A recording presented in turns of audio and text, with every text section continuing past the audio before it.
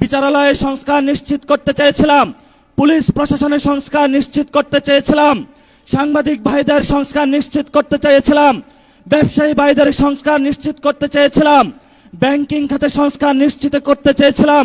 সেখানে হলো মাননীয় প্রধানমন্ত্রী তার চিরচরিত অভ্যাস হাওয়া ভবনের ভাই বেড়াদেরকে নিয়ে এসেছে, কাউকে দুদুকে বসিয়েছে, কাউকে বাংলাদেশ ব্যাংকে বসিয়েছে, কাউকে বিচারালয়ে বসিয়েছে, কাউকে হলো পুলিশ প্রশাসনে বসিয়েছে, কাউকে হলো পার্লামেন্টে নিজে মুখ বন্ধ করে তাকে হলো তার গ্রিন কার্ড দিয়ে বলেছে তুমি যা ইচ্ছা বাংলাদেশের মানুষের সাথে গাদ্দারি করতে পারো, তোমাকে আমি গ্রিন কার্ড দিয়ে দিলাম।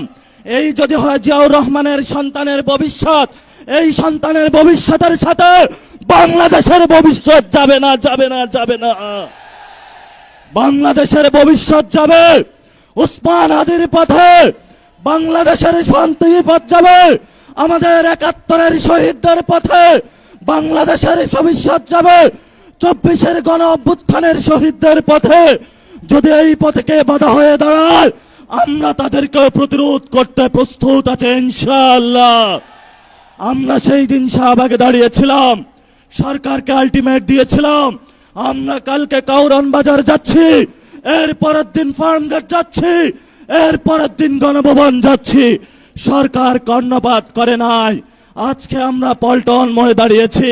আপনাদের জানাশোনা থাকার কথা, ইলেকশনের পরে আমাদের 11 দলীয় জোটের প্রথম প্রোগ্রাম বাইতুল মোকাররমে হয়েছিল। আজকে আমরা আরেকটু এগিয়ে সেখানে প্রোগ্রাম করেছি।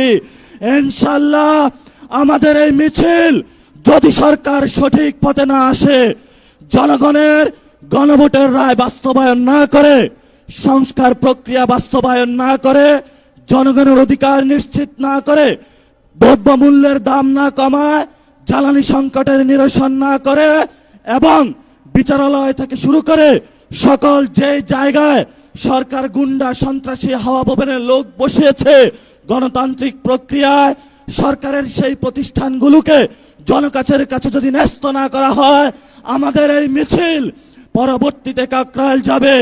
এক এক করে সরকার যে পরিকল্পনা করছে বাংকার বানানোর জন্য, আমরা সেই বাংকারে গিয়ে উপস্থিত হয়ে বলবো বাংলাদেশ স্বাধীন।